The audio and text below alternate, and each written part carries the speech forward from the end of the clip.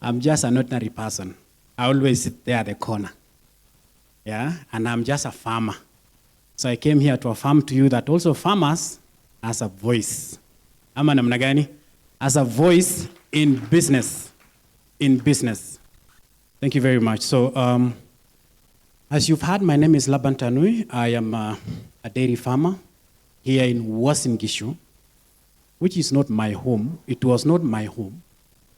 But when I got my wife, who is not here today, by the way, let me give her apologies. She could not make to be here today because our son was taken ill about 3 days ago. But we thank God he was discharged yesterday. So Mama is taking care of the young man back at home. But we are together. So I came here, received greetings from Laban's family. We are blessed with 3 boys. Some of you must be knowing those boys. There's Adrian, who is turning 18 and is a candidate. Please remember him in prayer. There's Noel Tanui, who is 13 years old. And Nyigan, who always plays guitar here, is 9 years old. And I thank God for these boys. And of course, my beautiful wife, who made me to be a resident in Uasin Gishu. I'll give you the story later. Why I'm here today is to demonstrate to you, it's not more about even giving you lectures on dairy farming, but I came here as a living testimony, how God has transformed our lives from being a banker to a dairy farmer, and of course, a businessman. So my topic is from grass to glass. Someone is wondering, grass to glass. Tell your neighbor, grass to glass. I'll be able to convince you in a few, I hope I will, why we're talking about grass to glass. The reason is this: in the value chain of dairy production, the animal needs some feed. And in this case, because as an agripreneur, it's very, very diverse. But today I requested senior pastor allow me to zero in into one sector, and that is dairy farming. Otherwise, it's so wide. We have coffee farmers, we have tea farmers. I mean, dairy, you guys know, agriculture is quite wide. So today, please just bear with me. We will only deal with cows, animals, dairy.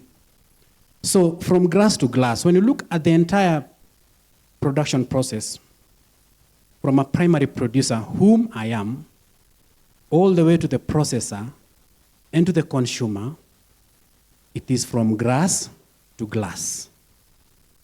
When that animal feeds on the grass, when we milk that cow, we take to the processor.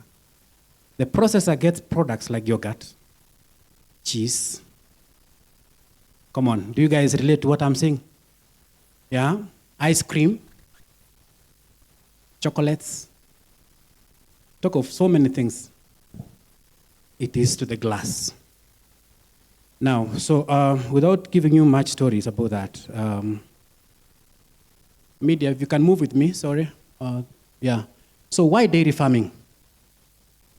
So you all agree with me that where we are in Uasin Gishu, for sure, we depend so much on the dairy sector. For your information, because I've been in this industry for a while, we produce 200,000 liters of milk on daily basis in Uasin Gishu County. Now, we still have a challenge, which I'll come with that later. We call a bread basket of the country. When we compare ourselves with other counties, for example, Nyandarua, Nyeri, just give you an example. Nyeri does almost 450,000 liters a day. So are we still the bread basket of the country? That's a challenge to ask ourselves. So now, why dairy? Dairy is a source of income. You all agree with me that, of course, by selling, as a primary producer, by selling that fresh milk, there's a return that comes out of it. Apart from that, when you look at the entire value chain, there's also manure. Manure is a source of income, and it comes from the animal. Of course, apart from that, there's also selling of the heifers, or rather, the bulls in the farm. Let me just give you a small explanation. Okay, by that photo you're seeing there is our farm. They might not look very neat, but they produce good milk. Now, an animal is milked for 305 days a day.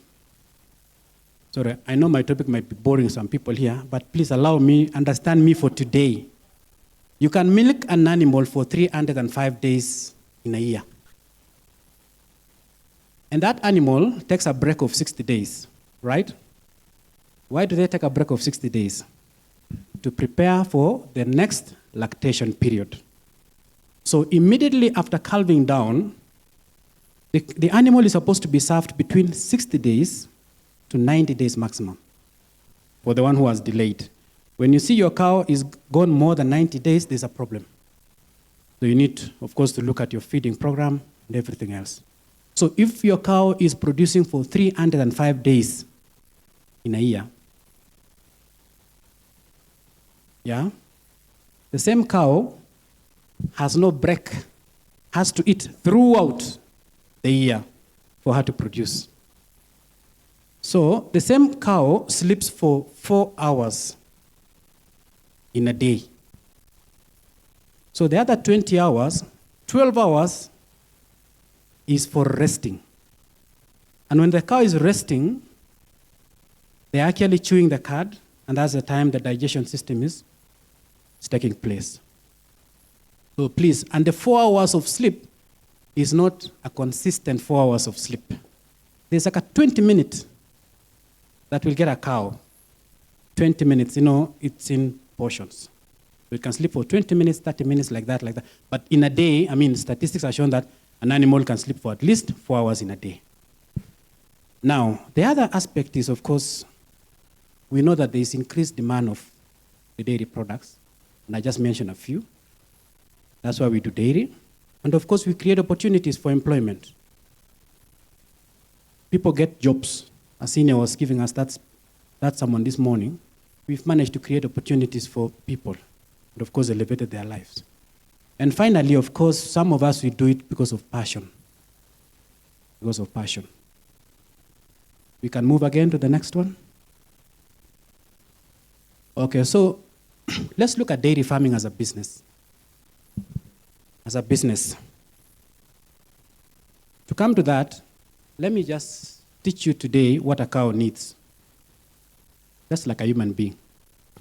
The first thing that a cow needs, the first one, is feed. Not just feed, but a balanced diet. Just like human beings. Yeah? A cow needs water. Statistics are shown that a cow is supposed to consume between 100 and 150 liters per day. Per day. So if you're thinking of trying this business of dairy, please, those are the factors you need to consider. A cow needs comfort, a place to rest. A cow needs hair. And a cow needs light. Yeah. So, of course, the first thing that you'll need is, of course, piece of land if you're planning to do dairy farming. And apart from the piece of land, you also need to plan for the feed for your cow.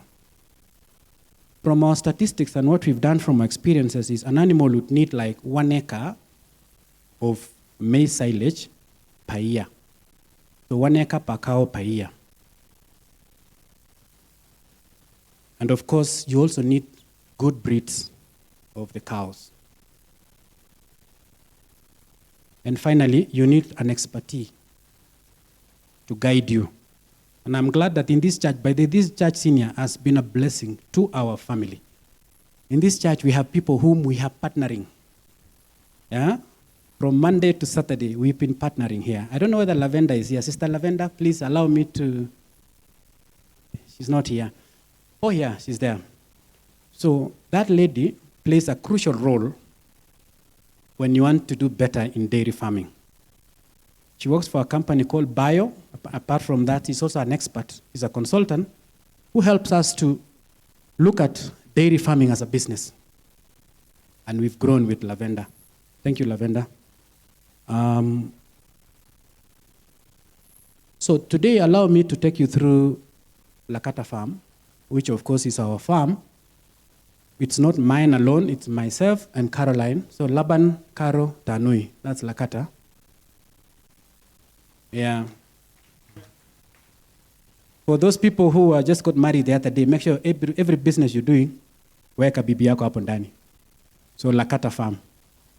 So we started way back in the year 2016. And God has seen us through. And how did the story start? As I told you, I was a banker. I used to work for a bank, a very big bank, which some of you, of course, might be employees in that bank. And one day, having worked for about 5 years, I realized, okay, so it's not permanent. You can be retrenched. By then, I was not retrenched. You can be dismissed.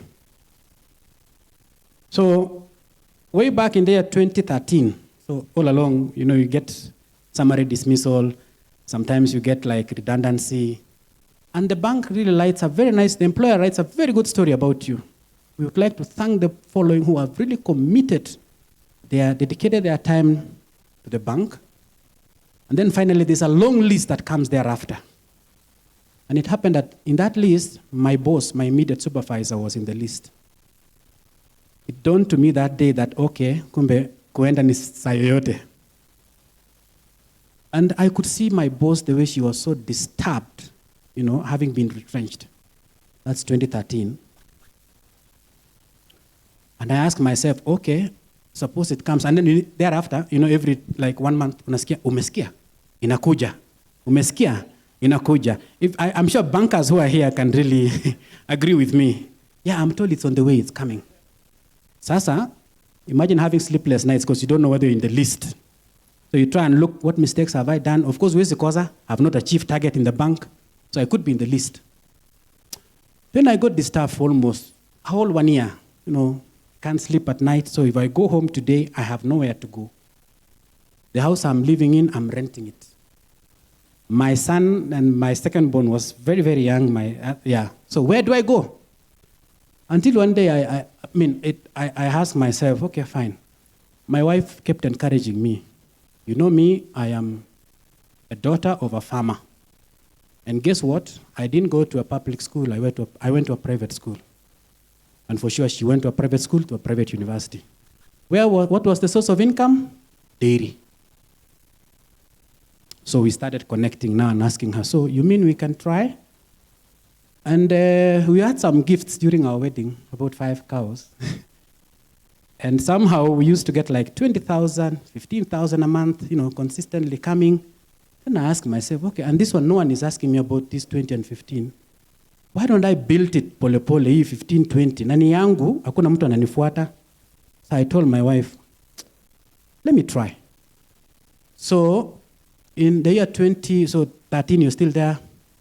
By the way, I didn't leave banking because I was retrenched. I was a very good employee. But I left banking because I wanted to pursue dairy farming.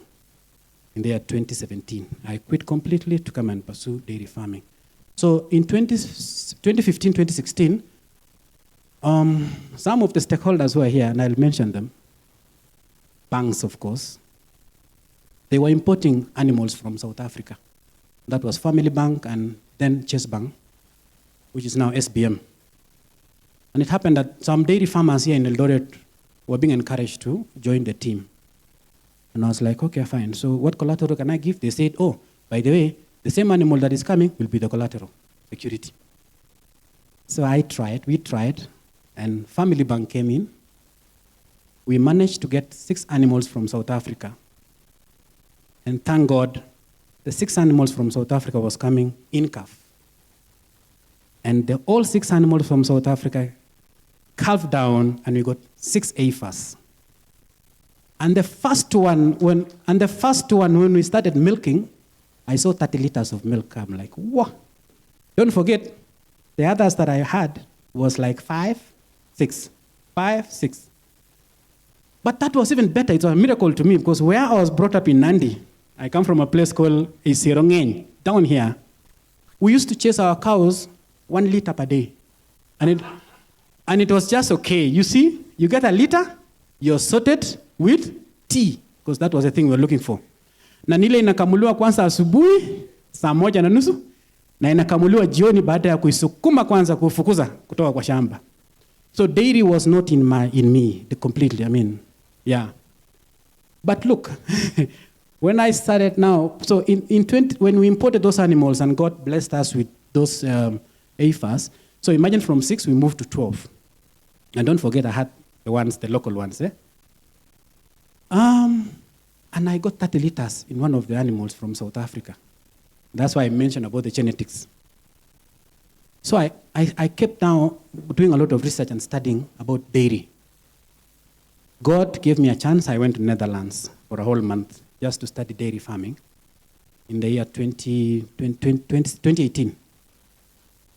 When I went to Netherlands, the first thing I learned was dairy is a full-time job, not a part-time. Full-time job. Coming back from Netherlands, I was like, okay, fine. Hapa, asubuhi mpaka jioni, usiku, niko kwa ng'ombe. So we started, and God has seen us move from where we were to 150 animals in total. And of course, we're producing over 1,000 liters on a daily basis. And out of 150 animals, not all of them are under lactation. The under lactation ones are only 40 animals. 40 ndio tunakamua. A huge percentage of that is the young stock, which are almost coming now. There's a day that a preacher came here, an elder, I keep forgetting his name. He works for KCB. He was actually a MD. He came here and preached to us about 4 years ago.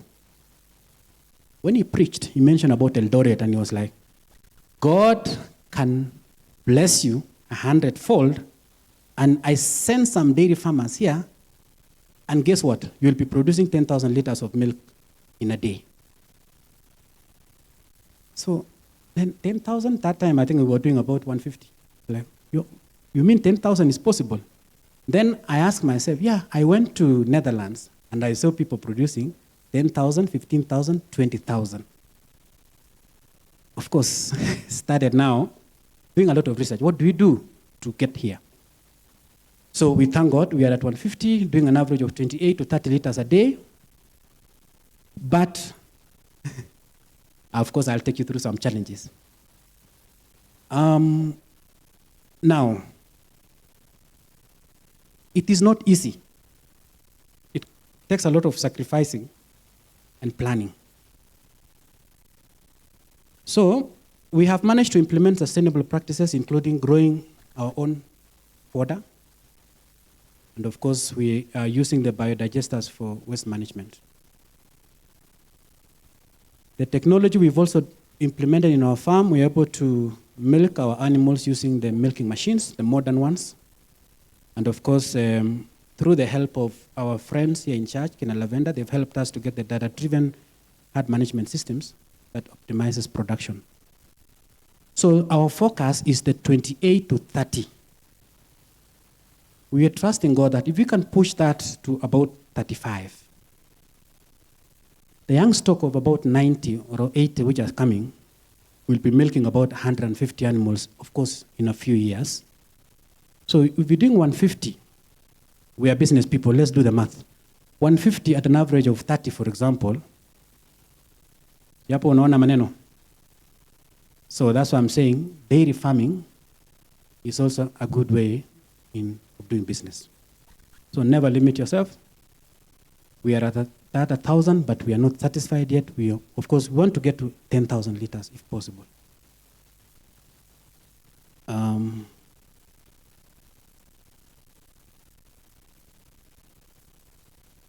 Okay. So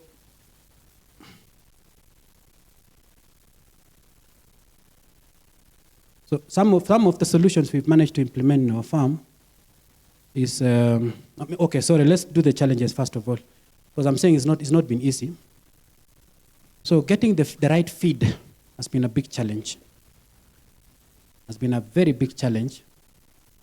Even getting the South African animals, we thought by getting the South African animals, when they get here, they will be producing throughout. on 305 days. But guess what? Without proper management, the one that was producing 30 can produce 2 liters. Why? Because of the feed. So that has been a big challenge. So we've worked hard to ensure that we get at least access to better quality feed. And of course, working with our consultants here, they've helped us to know the proper feeding, balanced diet. Something else, of course, diseases also come sometimes, and they wipe a lot of animals. About 2 years ago, we had an outbreak of foot and mouth disease. How many have experienced FMD in your farms? Foot and mouth.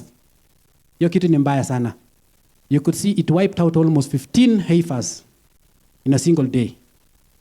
Because when they get the young ones 2 years and below, they don't survive. Yeah? So that has been a big challenge sometimes. And of course, market fluctuations has been a big challenge. We used to supply milk to other processors here in town.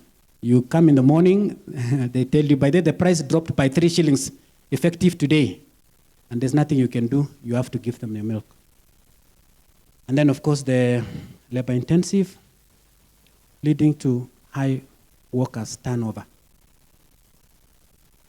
They always, you can get home in the evening, unaambiwa alitoka asubuhi. Yeah? So that's a big challenge, of course, that we face. Now, what are the solutions that we've managed to implement to at least overcome a bit of this and manage it? Is on fodder production. So we do our own silage. Like the last 1.5 months ago, we were busy in the farm. That is us harvesting silage. And for 150 animals, of course, you have to do like 100 acres because there are so many young stocks. So we do that. And of course, we've managed to get skilled and trained personnel to help us in the farm. And God has helped us to get some nice doctors who are vets. And of course, we have a contract with them. They keep visiting us. And to tackle the issue of market, we've managed to partner with a processor by the name Bio. So Bio, and by the way, when I mention Bio, we have very few of us in Bio. The whole country, I think farmers are only less than 30, the whole Kenya. It's a Dutch company that gives quality-based milk payment system. When you look at the price per kg for those farmers, anybody who is intending to do farming, please do it, but take your milk to Bio. That is the place you need to be. You will never regret. The average price per liter, of course, is between 65 to 70 shillings per liter. And they're doing a good job. We like them. But then, for you to qualify as one of the suppliers, oh, my friends, there's no shortcut. Unaona aflatoxin levels, wanapima mpaka ile ndani. So make sure where you're sourcing your feed from should be someone, a reputable company, someone who's not messing with your feed. And of course, we've known that there are so many diseases that are related to the feeds that we give our animals. So we give it up for Bio, because they've really helped us. And of course, we are also behaving. If you don't behave, they reject your milk. Yeah, they reject milk. Wow. So I'm almost done, just kidogo tu. So what does it take to succeed in dairy farming? So operational efficiency is key. So you need a balanced nutrition to maximize on the input. Feed cost per liter, you need to know your margins above feed cost. This is a business. So if an animal is giving you, for example, the 305 days, that animal is giving you, assume even 30 liters a day. So 30 liters a day at a price of, even call it 60 shillings, that's 1,000 shillings, 1,800. The same animal will eat as per the production. For example, the concentrates that we give this animal, we give, like anyone doing above 30 liters will take between 6 kgs and 8 kgs of dairy meal in a day, which is our own formulation. When you work on the pricing, the cost of doing that feed, you should not go above 60 shillings. Yeah? So 60 shillings at 6 kgs, that would be 420 shillings, and the same animal is giving you 1,800. But don't forget there are other additional costings. There are other overheads which are silent. There's an overhead of the worker, You know, someone might do the math and it's like 1,800 minus 420. No, there are other fixed costs. There's Kenya Power. Yeah? There are other additional costs. But for sure, if you work and remain focused on the financials, you cannot miss at least 50% margin. So you need to have a system in place that you're able to train the workforce. I can tell you cows can manage themselves, but the workers cannot manage themselves. It's easy to manage cows, but for the workers, it's a hard job. And consistent innovation, of course, we move with the current technology, that we need to keep up with the changes in the market dynamics, embrace new technologies on the data management system and mechanization. Of course, when I went to Netherlands, I could see in a farm, 2 people are running a farm that produces 10,000 liters. Why? Because it's highly mechanized, unlike us here. So here we need like 20 people to produce 1,000 liters. But there, only 2 people can do 10,000 liters because of high mechanization. And that's what we trust in God that in future we'll be able to do. And finally, value chain solutions also. Sorry. Yeah. So we need to address the issue of the source to the market. We need to collaborate with other stakeholders, and I'm glad that here we have insurance companies. You have to insure your animals. When they die, please, usirukwe na akili. But inawezekana, when an animal that produces like 60 liters, inaenda, I tell you, that it's not as easy as one might be thinking. So the best is to insure that animal, and we have, of course, reputable insurance companies that can help you to get that so that you get reimbursed, because it happens. And of course, banks, as I mentioned, these are the people who help us to even working capital loans, expand. And for your information, business people, your same animal, the same cow can be a collateral in a bank. I'm sure bankers will be here. They'll be able to explain. I hope you guys will agree with me that the cow is a collateral. For the bankers, please confirm. Thank you. Wow, yeah. And of course, we have to work with the government, and in this case, Kenya Dairy Board. Kenya Dairy Board is the regulator, and as a primary producer, you've got to be registered. And of course, the community around, as Senior mentioned, what impact then do we make to the community? Yeah. So what's the economic potential of dairy farming? As I mentioned, the growing market demand for dairy is huge. There's an increasing demand for dairy products in both local and regional markets, providing lucrative opportunities for dairy farmers in the region.